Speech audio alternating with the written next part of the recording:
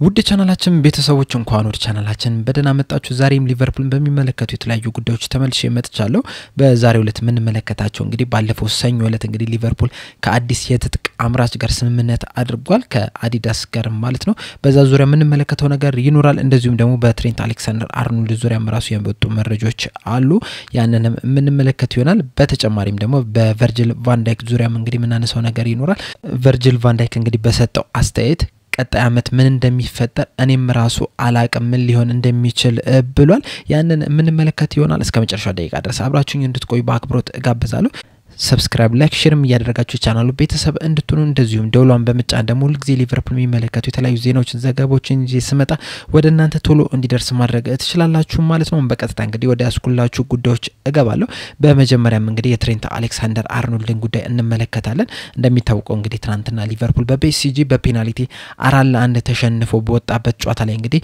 ትሬንት አሌክሳንደር አርኖልድ በ73ኛው ደቂቃ እንግዲህ ተጎድቶ መውጣቱ አይዘነጋምና በዛም ጉዳት ዙሪያ እንግዲህ ምን ያህል አሳሳቢ ነው የሚለው ነገር እንግዲህ እስካሁን ድረስ አልታወቀም። አሰልጣኝ አርነ ስሎትም እንግዲህ ከጨዋታው በኋላ በሰጡት ፖስት ማች ፕሬስ ኮንፈረንስ ላይ እንግዲህ የእሁዱ ጨዋታ እንደሚያመልጠው እርግጠኛ ነኝ፣ ከዛ በላይ ግን ምንም የማውቀው ነገር የለም ብለው ነበር። ዛሬ ዘሜል እንደዘገበው ከሆነ እንግዲህ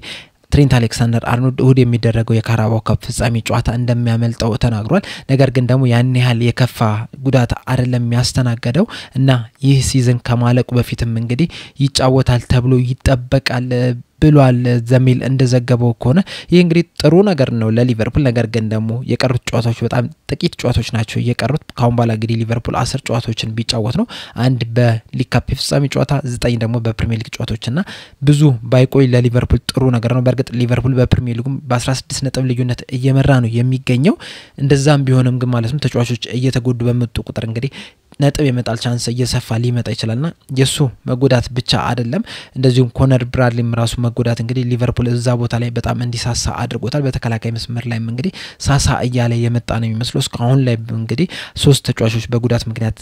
የሉም በተከላካይ መስመር ላይ ጆ ጎሜዝ፣ ኮነር ብራድሊ፣ አሁን ደግሞ ትሬንት አሌክሳንደር አርኖልድና ያ ነገር እንግዲህ ሊቨርፑል ምን ያህል ይጎዳዋል የሚለው ነገር እንግዲህ በቀጣይ የምንመለከተው ይሆናል። ስለዚህም እንግዲህ በሊግ ካፕ ፍጻሜ ጨዋታ ላይ እንግዲህ ጃራል ኳንዛ ያንን ቦታ ይሸፍናል ተብሎ ይጠበቃል። ምናልባት እንግዲህ መሀል ተከላካዮቹ እንግዲህ ሌላ የሚፈጠር ነገር እስከሌለ ድረስ ማለት ነው ያንን ቦታ እሱ ነው ከቨር ያደርጋል ተብሎ የሚጠበቀው። ሌላኛው የምንመለከተው ዘገባ ደግሞ ቨርጂል ቫን ዳይክን የሚመለከተው ነው። ቨርጂል ቫን ዳይክ እንግዲህ የዘንድሮ የውድድር ዘመኑ እንግዲህ የመጨረሻው ሊሆን የሚችልበት ቻንስ አለ። ምክንያቱም እንግዲህ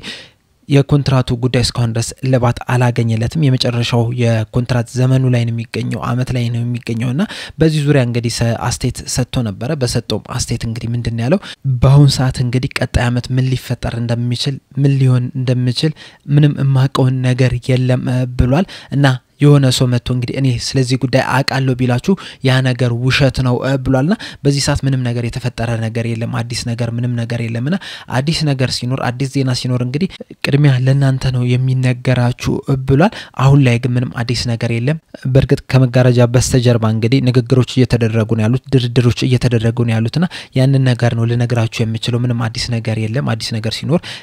ለናንተ ነው ቅድሚያ የምናሳውቀው እና በተጨማሪ ግን አሁን ላይ ትኩረቴ እንግዲህ ቀጣይ 10 ጨዋታዎች ላይ ነው። 10 ጨዋታዎች ይቀራሉ። እነሱን በጥሩ ሁኔታ ማሸነፍ እንፈልጋለን። ትኩረቴ እዛ ላይ ብቻ ነው። በኮንትራት ዙሪያ እንግዲህ አሁን ላይ ምንም እምላችሁ ነገር የለም ብሏል። ሊቨርፑሎች እንግዲህ ይህንን ነገር ቶሎ ሊፈቱት የሚገባው ጉዳይ ነው። ምክንያቱም እንግዲህ አሁን ጊዜው እያለቀ ነው ያለው። 10 ጨዋታዎች ብቻ ነው የቀሩት። ከዛ በኋላ እንግዲህ የውድድር ዘመኑ ያልቃል። እነዚህ ተጫዋቾች በነፃ ወደ ፈለጉት ክለብ የሚሄድ ቻንስ አላቸውና ሊቨርፑል የነዚህን ተጫዋቾች ጉዳይ እልባት የማይሰጠው ከሆነ እንግዲህ ማስፈረማቸውም ከሆነ እንግዲህ ለሊቨርፑል እንግዲህ በጣም አስቸጋሪ የዝውውር መስኮት ሊሆን ይችላል። በተጨማሪም ደግሞ ቀጣይ አመትም እንደዚሁ አስቸጋሪ ጊዜም ሊሆንበት ይችላል። ምክንያቱም እንግዲህ እንበለውና አድርገው ግን ቢያንስ እንደዚህ አሁን 3ቱም ቢወጡስ የሚለው ነገር ራሱ አንድ ትልቅ አሳሳቢ ነገር ነው። 3ቱም ኮጡ እንግዲህ እነዚህን ቦታ መሸፈን ያስፈልጋል። አሁን ለምሳሌ አሁን የቨርጂል ቫን ዳይክ ቦታ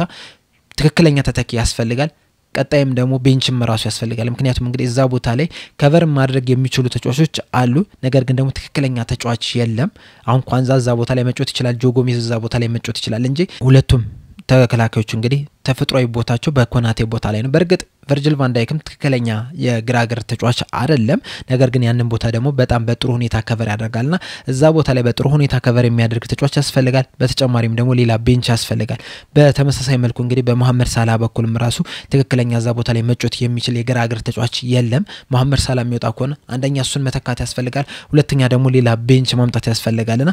በጣም ብዙ ወጪ የሚወጣበት ክረምት ሊሆን ይችላል በተጨማሪም ትሬንት አሌክሳንደር አርኖልድ የሚወጣ ከሆነ የሱን ቦታ መተኪያ ሌላ ተጫዋች መምጣት ያስፈልጋል በተጨማሪም 9 ቁጥር ቦታ ላይ እንደዚህ ተጫዋች ያስፈልጋል 6 ቁጥር ቦታ ላይ ተጫዋች ያስፈልጋልና ብዙ ተጫዋቾች ሊመጡ የሚችሉበት ሁኔታ አለ ማለት ነው እንደዛ የነዚህን ተጫዋቾች እለባት የማይሰጥ ከሆነ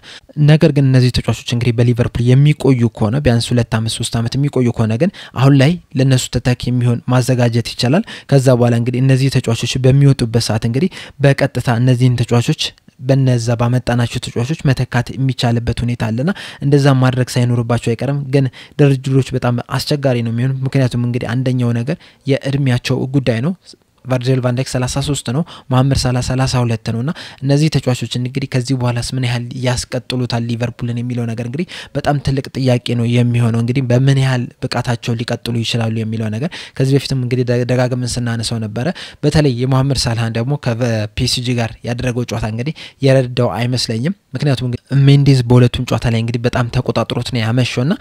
በጣም ፈጣን ከሚባሉ ተከላካይ የክንፍ ተከላካይ ተጫዋቾች ጋር እንግዲህ ሲገናኝ አሁን ላይ ትንሽ እየተቸገረ ያለ ነው የሚመስለው ምንም እንኳን ብቃቱ ጥሩ የሚባል ጊዜን ያሳለፈ ቢገኝ አሁን ለምሳሌ ቀስ ብሎ ሲጫወት እንግዲህ በጣም በምርጥ ብቃቱ እየተጫወተ ነው የሚገኘው ፊት ለፊት ላይ ተደጋጋሚ ኳሶችን ሲያገኙናምና ነገር ግን እንደዚህ ፈጣን ጨዋታ ላይ ሲሆን ግን እንደ ፒኤስጂ ጨዋታ እንግዲህ በጣም ፍጥነት ያለው ጨዋታዎች ላይ ሲጫወት ግን ትንሽ እየተቸገረ ነው ያለውና ምናልባት እንግዲህ ያ ነገርም ራሱ ኮንትራቱን እንዳያራዝም ሊያደርግበት የሚችልበት ሁኔታ አለ እኔ በግሌ ቢያንስ 2 አመት መፈረም አለበት ቢያንስ 3 አመት መፈረም መቻል አለበት ከዛ በኋላ እንግዲህ የሱን ተተኪ ደግሞ ካሁኑ የ22 23 አመት ወጣት ተጫዋች ታመጣለ ከዛ በኋላ እንግዲህ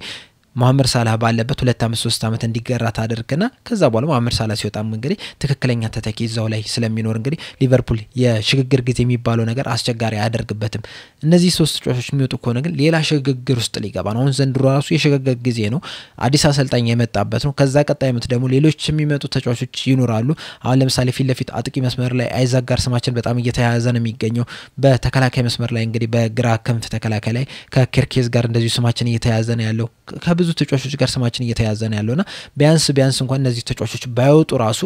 ሶስቱም ተጫዋቾች ቢፈርሙ ራሱ አሁን ላይ እንግዲህ መታደስ ያለባቸው ቦታዎች አሉ አንደኛው የግራ ክንፍ ተከላካይ ነው ሁለተኛው የመሃል ተከላካይ ያስፈልጋል ግራ እግር ተጫዋች እንደዚሁም ደግሞ 6 ቁጥር ቦታ ላይ ያስፈልጋል ግራቨንበርች እንግዲህ ዘንድሮ በጣም ድንቅ የሚባልን ጊዜን እያሳለፈ ነው የሚገኘው እንደዛም ሆኖ ግን ማለት ነው ተጫዋቾች በተደራረቡ ቁጥር እንግዲህ እየተዳከመ ነው የመጣውና አሁን በዚህ ሰዓት እንግዲህ እዛ ቦታ ላይ ተተኪ ቢኖር ኖሮ በእርግጠኝነት የሳውዛምፕተን ጨዋታም የሚያመልጠው ይሆን ነበር ብዙ ጨዋታዎችን እረፍት ያገኝ ነበርና በትኩስ ጉልበት የተለያዩ ጨዋታዎችን ትልልቅ ጨዋታዎችን መጫወት የሚችልበት አጋጣሚዎች ነበሩ ባለመኖራቸው ግን በተደጋጋሚ እነዚህ ተጫዋቾች እየተጫወቱ ነው ያሉት በእርግጥ ይሄ ነገር እንግዲህ አንደኛው ያሰልጣኙም ጥፋት ነው ምክንያቱም እንግዲህ አሁን የሳውዛምፕተን ጨዋታ ላይ ኤሊየት መግባት ይችል ነበር ኤንዶ መግባት ይችል ነበር ቢያንስ እነዚህ ግራቨንበርችና ሳውዝ ላይ ማሳረፍ የሚችልበት እድል ነበር አሰልጣኙ ያን ነገር አላደረገም ያ ያሰልጣኙ ጥፋት ነው ከዛ በተጨማሪ ግን ሌሎች አማራጮች ሊኖሩ ይገባል አሰልጣኙ የሚፈልገውን አይነት ሊኖሩ ይገባልና እንደዛ ለማድረግ ደግሞ የተረጋጋ የዝውውር መስኮት ማሳለፍ ያስፈልጋል ሁሉም እነዚህ 3 ተጫዋቾች ወጥተው ሌላ ተጫዋቾችን ማምጣት ላይ ምናምን ሲሆን በጣም ተደራራቢ ነገሮች ይኖራልና ምናልባት እንግዲህ ብዙ ሉዝም እናረጋቸው ነገሮች ሊፈጠሩ የሚችልበት ሁኔታ አለ ስለዚህ የነዚህን ተጫዋቾች ነገር እንግዲህ ቶሎ መፍታት ያስፈልጋል ብዬ አስባለሁ እንግዲህ ዝውውርን ካነሳና ይቀር እንግዲህ ሊቨርፑል በዚህ ባዲ በሚመጣው የክረምት ዝውውር መስኮት እንግዲህ ብዙ ወጪ ያወጣል ተብሎ ነው የሚጠበቀው አሁን ለምሳሌ አይዛክን ራሱ እስከ 150 ዩሮ ራሱ ከፍሎ ሊያስፈርሙት ይችላሉ ነው እየተባለ ያለው እሱ ብቻ አይደለም ኬርኬዝን ራሱ ለማስፈረም እስከ 60 ሚሊዮን ዩሮ ሊያወጡ ይችላሉ እየተባለ ነው የመሃል ተጫዋችም ሊያስመጡ ይችላሉና ብዙ ብርን ያወጣሉ ተብሎ ነው የሚጠበቀው በዚህ ክረምትና ያንን ደግሞ ከቨር ለማድረግ እንግዲህ ስፖንሰሮች ያስፈልጋሉ ተለያዩ አማራጮች ያስፈልጋሉ ገቢ የምታገኝባቸውና ይህንንም እንግዲህ ለማድረግ ባለፈው ሰኞ ከአዲስ የትጥቅ አምራች ጋር ስምምነት አድርጓል ይህም ስምምነት የተደረገው እንግዲህ ከአዲዳስ ጋር ነው በርግጥ አዲዳስ እንግዲህ ይሄ ለመጀመሪያው ጊዜ አይደለም ይህ ስምምነት እንግዲህ ለሶስተኛ ጊዜው ነው የሚሆነው ከሊቨርፑል ጋር በትጥቅ አምራችነት ሲስማማ ለመጀመሪያ ጊዜ እንግዲህ ከ1985 እስከ 1996 ነበረ ከዛ በኋላ ደግሞ ከ2006 እስከ 2012 ድረስ እንግዲህ ከሊቨርፑል ጋር ቆይታ ማድረግ ይችላል አሁንም እንግዲህ የ5 አመት ውል ነው ከሊቨርፑል ጋር የተስማማው ይህ ስምምነት እንግዲህ የሚጀምረው ከኦገስት 1 ጀምሮ ነው በዚህም ስምምነት እንግዲህ ሊቨርፑል በአመት ከ60 ሚሊዮን እስከ 70 ሚሊዮን ፓውንድ ድረስ ያገኛል ተብሎ ነው የሚጠበቀው የዚህ ልዩነት እንግዲህ ከኢንሴንቲቭ አንፃር ነው ማሊያ ምን ያህል ተሸጠ አልተሸጠም የሚለው ነገር ነውና በዚህ በ5 አመት ውስጥ እንግዲህ እስከ 300 ሚሊዮን ፓውንድ ድረስ ያገኛል ተብሎ ነው የሚጠበቀው ይህ ለሊቨርፑል እንግዲህ በጣም ትልቅ የሚባል ምክንያቱም እንግዲህ ከነኪ ጋር በነበረው ስምምነት እንግዲህ በአመት እስከ 30 ሚሊዮን ፓውንድ ድረስ ያገኛል ተብሎ ነው የሚጠበቀው እንግዲህ እዛ እጥፍ አካባቢ ነው የሚያገኘውና ለሊቨርፑል እንግዲህ ምናልባትም እንግዲህ ባለሀብቶቹ ወደ ቡድኑ ላይ የሚያደርጉት ከሆነ እንግዲህ በክረምቱ የዝውውር መስኮት ትልቅ አስተዋጽኦ ሊኖረው ይችላል ማለት ነው አዲዳስ እንግዲህ ከዚህ በፊትም ጥሩ የሚባሉ ማሊያዎችን ለሊቨርፑል አቅርቦ ነበር በጣም ምርጥ የሚባሉ ማሊያዎችን ማለት ነውና ከዚህ በኋላም እንግዲህ ያንን ነገር ያደርጋል ተብሎ ነው የሚጠበቀው እዚህ ላይ እንግዲህ አንድ ችግሩ ምንድነው ይህ ማሊያ እንግዲህ ሊቨርፑል ማድረግ የሚጀምሩት ከኦገስት 1 ጀምሮ ነው ከዚህ በፊት እንግዲህ ብዙ ጊዜ አዳዲስ ማሊያዎች ሲመጡ እንግዲህ የመጨረሻው የፕሪሚየር ሊግ ጨዋታዎች ላይ እንግዲህ ለብሶት ተመልክተናል በተለይ ደግሞ አሁን በናይኪ ጊዜ እንኳን ከተመለከቱን አዲስ ስታይል ሲያመጣ የመጨረሻውን ጨዋታ እንግዲህ በዛ አዲስ ስታይል ነበር የሚያደርጉት እና አሁንም እንግዲህ እንደዛ ይሆናል ተብሎ ተጠብቆ ነበር ነገር ግን ደግሞ ሊቨርፑሎች ከናይኪ ጋር ያላቸው ስምምነት እስከ ኦገስት 1 ነው በእኛ እስከ ሐምሌ 26 ድረስ ማለት ነውና ይህም ማለት እንግዲህ የፕሪሚየር ሊግ ጨዋታዎች ዋናዎቹ ጨዋታዎች እንግዲህ ከመጀመራቸው ከጥቂት ቀናቶች ሳምንታት በፊት ነው እንግዲህ የአዲዳስን ማሊያ በይፋ ምን መለከተው ማለት ነው ከዚህ በፊት ቀደም እንዳልኳቸው እንግዲህ ወይ ያመቱ ሲዝኑ ልክ እንዳለቀ ያ ነገር ይተዋወቃል ያደርጉታል ማድረግ ይጀምራሉ ምናምና በተለይ ደግሞ ፕሪሲዝን ልክ ሲጀምር በአዲሱ ማሊያ ይጀምራል ተብሎ ይጣበቅ ነበር ነገር ግን ስምምነቱ እስከ ኦገስት 1 ድረስ ስለሆነ እንግዲህ ፕሪሲዝን ተጀምሮ